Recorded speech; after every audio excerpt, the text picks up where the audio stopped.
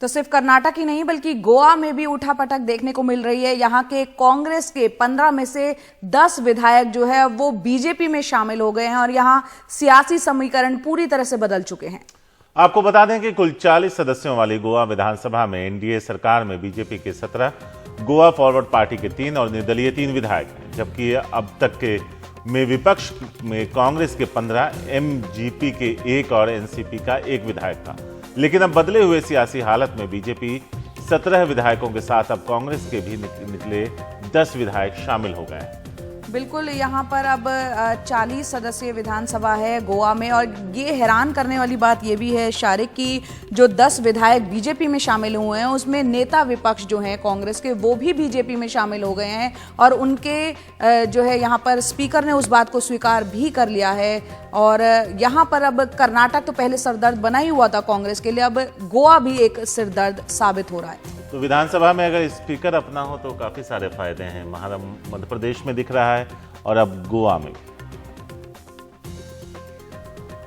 तो आपको बता दें कि 3-3 विधायकों पर काफी निर्भरता थी बीजेपी की अपने सरकार चलाने के दौरान, जिसमें से जीएफपी के 3 और निर्दलीय 3 विधायक थे। लेकिन अब उससे उन्हें छुटकारा मिल सकता है क्योंकि 10 विधायकों के शामिल होने से 15 में से 10 विधायक शामिल हो रहे हैं, तो एंटी डिफेक्शन लॉ भी उसमें शामिल या फिर कहें सौरभ कि गुप्ता शारिक हमारे साथ जुड़ गए हैं, गोवा पे ज्यादा जानकारी उनके पास इस वक्त है। सौरभ, यहाँ पर 15 में से 10 विधायक कांग्रेस के बीजेपी में शामिल हो गए, अब वहां क्या स्थिति बनी हुई है? हमने कर्नाटक की स्थिति देखी है, उहापोह की बनी हुई है, गतिरोध बना हुआ है, गोवा में कैसे हालात है क्योंकि नेता विपक्ष है वो भी बीजेपी में शामिल हो गए हैं?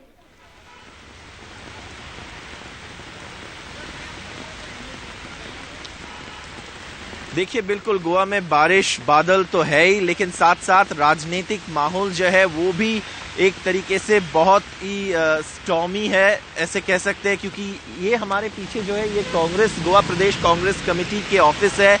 लेकिन गोवा प्रदेश कांग्रेस के लिए ये बहुत ही बुरी वक्त है क्योंकि इनके जो 15 एमएलए है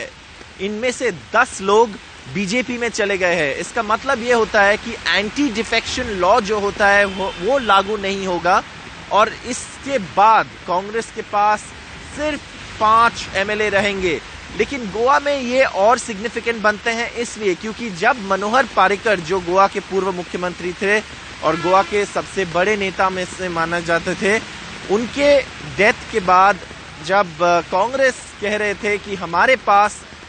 हम सबसे सिंगल लार्जेस्ट पार्टी है, तो उस वक्त महाराष्ट्रवादी गोमांतक पार्टी जो है जिनके 3 में से 2 एमएलए बीजेपी में शामिल हुए, उस वक्त भी एंटी डिफेक्शन लॉ लागू नहीं हुआ था। लेकिन इस बार वही चीज हो रहा है, सिर्फ एमएलएज का जो नंबर है वो आंकड़े जो है वो बड़ा है, 15 में से 10 जा रहा है इस बार कांग्रेस से, और पिछली बार एमजीपी से 3 में से 2 बीजेपी में शामिल हुए थे और इसके बाद बीजेपी में कंफर्टेबल मेजॉरिटी भी मिलता है बीजेपी को। सौरभ, एक छोटा सा सवाल था, कांग्रेस की उम्मीदें बढ़ी होंगी जब वो पर्रिकर की सीटें जीती थी, अब एक तरीके से देखें तो उनकी पार्टी का सफाया हो गया, 15 में से 10।